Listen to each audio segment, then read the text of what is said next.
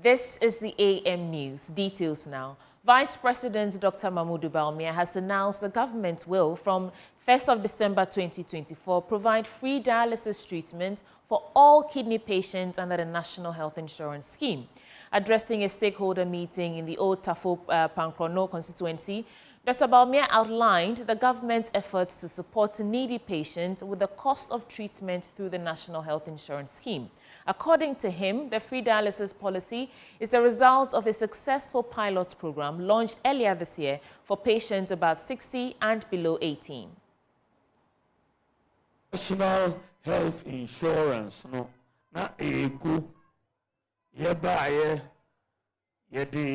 ye pija National Health Insurance, no, ye disika akoshim, na ushwasua, area na National Health Insurance, no, ye di account childhood cancer, ene mkoda umwenya cancer, ye show free under National Health Insurance. The National Health Insurance Scheme was collapsing. We revived it with huge investments. Childhood cancer and sickle cell have now been included. Also, kidney dialysis has become expensive, and a lot of patients are unable to pay for their treatments. 6 months ago, we started the piloting program for patients above 60 and those below 18. We are finally bringing the piloting to an end. From December 1, all patients will receive free treatment under the National Health Insurance Scheme.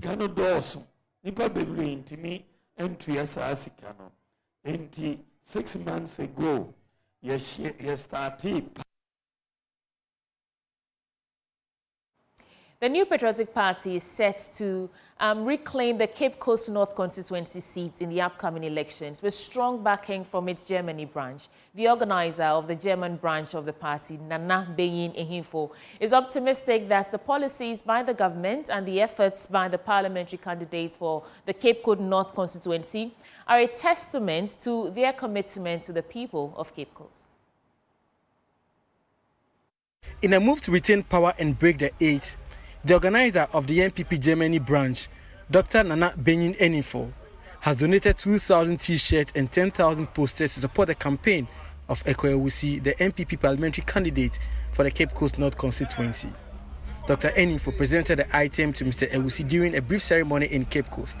He explained that the donation aimed to boost the candidate's visibility and help the party's momentum in the region as they work towards victory in the upcoming general elections. Since we are getting to the election, 2024 election is just a month away. The campaign is becoming very intense, and then also demand for campaign paraphernalia is also becoming hugely intense.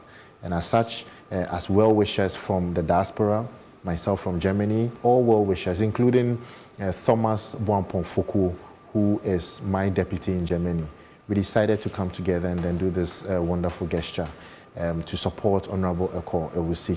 So we came with 2,000 pieces of T-shirts and then 10,000 stickers, pieces of stickers to support the campaign. We want to win and win massively. The election, this year's election, is one of a kind. We are breaking the eight into pieces. We are ensuring that we maintain and then this NPP government and then make Honorable President, His Excellency, Dr. Mahmoud Bawumia the president. We are making him the president, and then Honorable Horace Eko Ewusi, the MP for Cape Coast North. Mary Odro, a council member who was part of the delegation, expressed optimism ahead of the December polls. She advised party members to vote for both the presidential candidate and the parliamentary candidate. It was a good job, something that you can count on, and that is why I said, okay, I will come. Because Cape Coast North is really in our hearts to win this seat back. And we believe Honorable Kuur can bring the seat back to NPP. And I will say he will bring it back home. We are taking it and we will continue to take it forever and ever. If I see the diaspora, external branches, buying tickets over $1,000 all the way to campaign and vote. And if you are here and thinking of skirt and blouse, all kind of things is very bad. Expressing appreciation, Eko Ewusi noted that the campaign materials will significantly enhance his outreach effort and pledge to reclaim the Cape Coast North seat for the MPP. I am very optimistic there. Alaji will win here. We are going to repeat what happened in 2016. We will surprise a lot of people. Cape Coast North, by hook or crook, this city is coming back home. Me, I know the next president of Ghana is Dr. Mamudu Bawumia.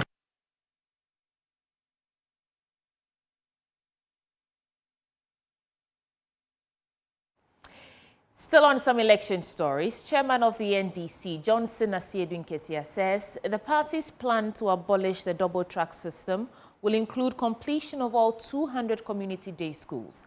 He believes this will offer more space for the number of students who qualify for placement under the free senior high school policy. Nanaya Agyekum toured the Ashanti region with the NDC chairman and filed this report.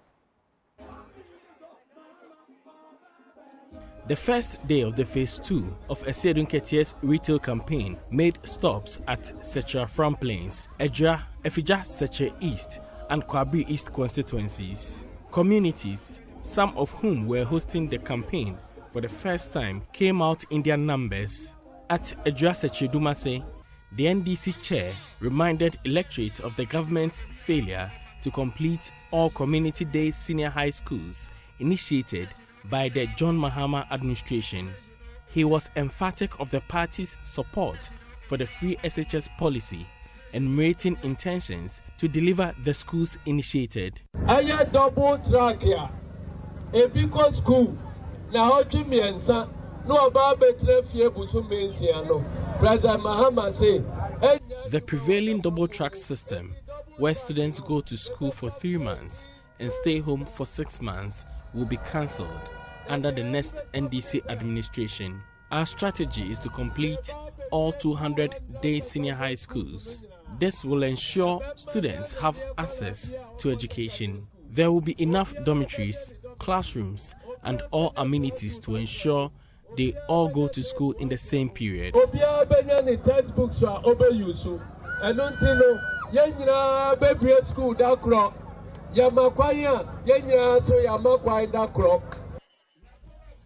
the NDC's youth development agenda, Mr. Asiedu Nketia assured of NDC's support for apprenticeship.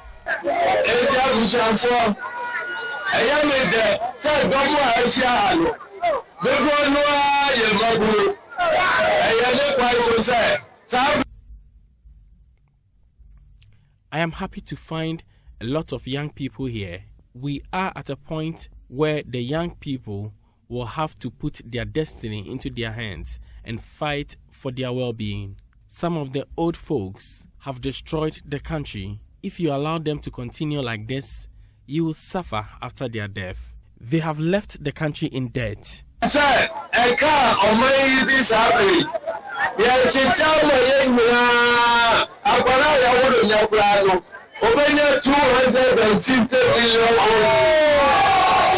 The NDC chairman intends to visit some rural communities in all constituencies of the Ashanti region, galvanizing votes for the party. For Joy News, Nanaya Agyekum reporting. Upper West Regional Minister Stephen Yakubu has urged personnel of the various security services in the country to be fair and ensure the right things are done in the next month's general election. He stated that any mistake made on the day by personnel from the security services could plunge the country into chaos. Stephen Yakubu gave the advice at the maiden health walk of the Upper West Regional Command of Ghana Immigration Ladies Association Club in Wa. Joy News Upper West Regional Correspondent Rafik Salam reports. The almost 2-hour health walk embarked on by the Immigration Ladies Association Club, IMELAC, in the Upper West region took them round some principal streets in the Wa municipality. The event, which was the first of its kind for the club, started at the forecourt of the command headquarters, moving into the heart of the Wa Township and into the central business district amid music from brass band. They were joined by Upper West Regional Minister Stephen Yakubu, Upper West Regional Commander of the Ghana Immigration Service, Deputy Commissioner of Immigration Justice Bosontu Ayensu, and some top officials of the service in the region. Upper West Regional Minister Stephen Yakubu, addressing the personnel at the end of the health work, urged them to be fair and ensure the right things are done in next month's general elections. He warned that mistake made on polling day by personnel from the security service could plunge the country into chaos. When you are at the polling stations, make sure you're fair, make sure you're strong, make sure the right things are done. This country belongs to all of us.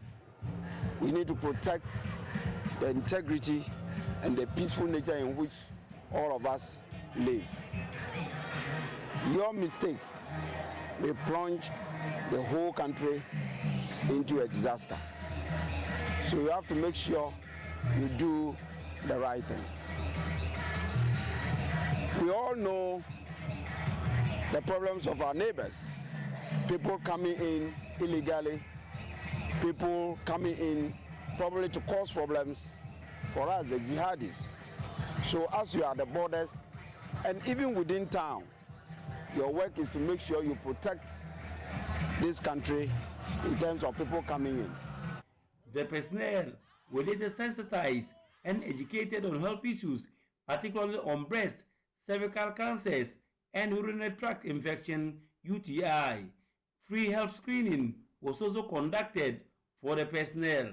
Upper West Region's president of IMILAC, DSI, Stella Telonaya, spoke about the motive for organizing the health walk and talk. We are gathered here not to make IMILAC known and to talk about health, but to reaffirm our commitment to determination to address issues affecting immigration ladies, promote progress in order to establish conditions under justice, tolerance, respect, internal tranquility, and qualitative social dynamic change. Reporting for Dua News, Rafiq Salam. Wow.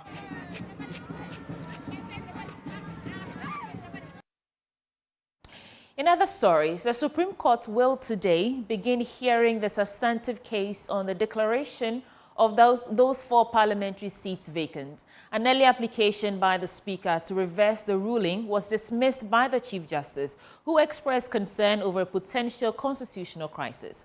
The court is expected to clarify the matter later this morning. Here are excerpts of what transpired at the last sitting of the court. He was known to be associated with the New Patriotic Party.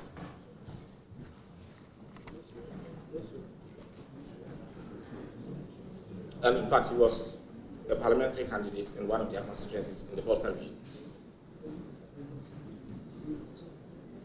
I think you said enough. Very well. And yes. I just want to demonstrate from, especially again. No, I think you said enough. From the I think you've said. No, I think you've said enough. Kindly resume your seat. Very well, Mali. This court must take judicial notice of the fact that within the ranks of the Superior Courts is a former member of Parliament for the National Democratic Congress, a former General Secretary of the People's National Convention. The subject matter of this suit before this court is a constitutional dispute and not a matter involving political parties. The objection is therefore misconceived. Move your application. Whenever a decision of the court is being sought to be reviewed, varied or discharged, the procedure for doing so is as set out in the Constitution. And this is not an invocation of any of those procedures. We have considered the application and find that the grounds supporting the application have no merit because of the very explicit and clear directions of the 1992 Constitution, specifically Article 2, Article 130, and Article 296, and establish decisions of the Supreme Court from decades of the country's constitutional history.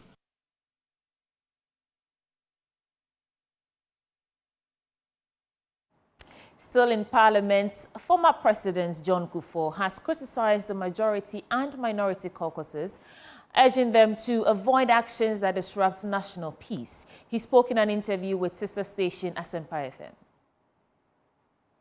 As a Ghana for tactics. Is it the case that they believe Ghanaians do not have an opinion on the ongoing controversy? We should stop the political wrangling and allow the Speaker to recall Parliament. We should let Ghanaians decide at the polls which side of the political divide they want to be the majority in the House. They should stop disturbing the peace of the nation with technicalities.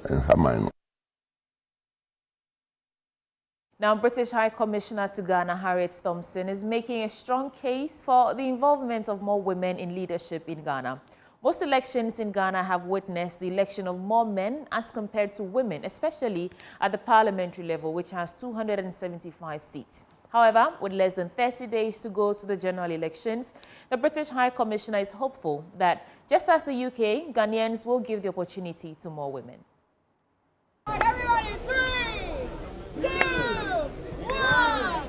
Happy birthday! A celebration in honor of the British monarch and head of the Commonwealth, King Charles III. This year's anniversary brought together friends and members of the Commonwealth who converged at the British High Commissioner's residence in Accra, not only to celebrate, but to reflect on the mutual interest of the Commonwealth. With less than 30 days to Ghana's presidential and parliamentary elections, British High Commissioner to Ghana, Harriet Thompson, chose the occasion to reiterate the need for more women participation in leadership across the country. Seeing more women in key decision-making roles is something the UK and Ghana both want. Ghana took a historic step by signing the Affirmative Action and Gender Equality Act into law, setting a goal of 40% of public offices held by women. And the UK's parliamentary elections this year saw the highest number of women becoming members of parliament. 40% of all UK MPs are now women, and there's no reason why this figure can't be 50% or higher in future. With Ghana's elections soon to take place, I'd like to send my best wishes to all the female candidates contesting seats, whichever party they represent. Commonwealth heads of government a couple of weeks ago in Samoa chose Ghana's female candidate and Foreign Minister Shirley Agyekum as the next Commonwealth Secretary General, a gesture the National Security Minister Albert Kandapa described as an endorsement of the trust the UK has in Ghana. His Excellency the President led Ghana's delegation to the Commonwealth Summit in Samoa, where our Honorable Minister for Foreign Affairs and Regional Integration was overwhelmingly elected and appointed as the new Secretary General of the Commonwealth. This is indeed an endorsement of the trust, the hope, and commitment the international community has in Ghana.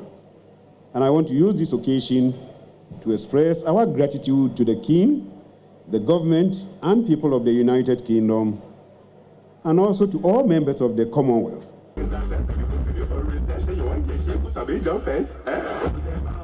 And as expected, the event was filled with fanfare, with many Ghanaian creatives showcasing their talents in arts and culture.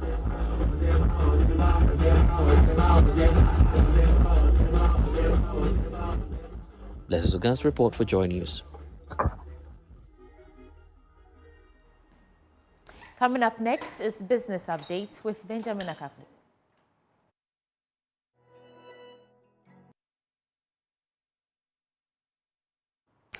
Welcome to our business updates. In our first story, the Peasant Farmers Association has called on government to publicly outline the process and timelines for distribution of relief items to affect farmers in the dry spell, while addressing the technical challenges in the registration process. According to the association, following the Ministry of Food and Agriculture's announcement on October 10 to distribute relief packages to farmers in the 8 affected regions, there has been no visible progress. They contend thousands of farmers remain uncertain about this initiative, as many have yet to receive any form of support. Bismarck Norte is the program's officer of the Peasant Farmers Association. We had an announcement by the ministry that from the 10th of October, that was just about a month ago, the ministry was going to start the distribution of relief items to affected farmers.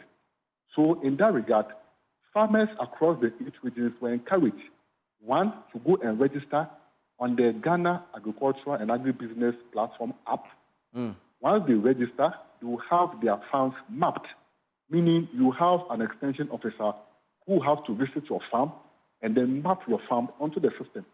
So once you register as a farmer and you have your farms mapped, then it means that you've qualified to benefit from relief items. Now, as I'm talking to you, since 10th October, there have been farmers who have gone to register. They've registered on the app, but they've not had their farms mapped. In fact, the data we have shows that even less than 30% of farmers who have registered have had their farms mapped. And the information is that if you don't have your farms mapped, you can't benefit. The failure to have their farms mapped has nothing to do with the farmer, but the fact that they have limited extension officers who are not able to move to all the farms to map their farms.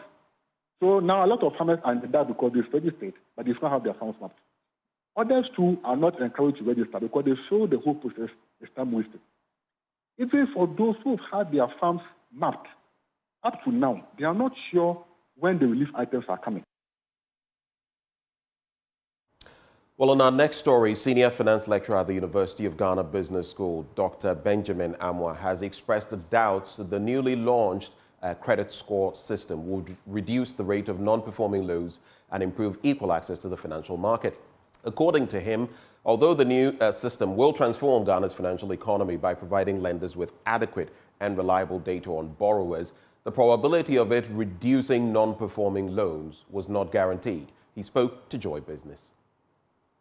The non-performing loans and loan rates are very much macro in nature. You know, if the macro economy is not working very well and you have MPC rate of 27, if you have banks or Ghana reference rate of 29 thereabout, definitely in a regime like this, the credit scoring system cannot all of a sudden pull down the rate for individuals or for business borrowers. If you really, really want to work on the rate, then it's the macro side that have to be tackled to pull down the rate. What we are going to see will just be marginal declines in rate because there's a bigger force that is pulling the rates and not the credit score. So it is good we have credit scoring, which will help provide access and take away the issue of loan discrimination, where individuals without credit history may not have access to credit. All right. It will also help the mortgage sector because the mortgage sector can have something to fall on. The insurance sector can also use the credit score. Consumer credit can also use the credit score.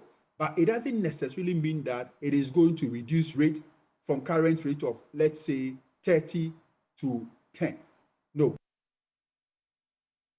It's a wrap for business. Thank you for watching. Handing over back to Sweetie Abochi. Thank you. And it's a wrap for the AM News on the AM show, but you want to stay with us. Our guests join us shortly for the news review segment. We'll be back in a bit.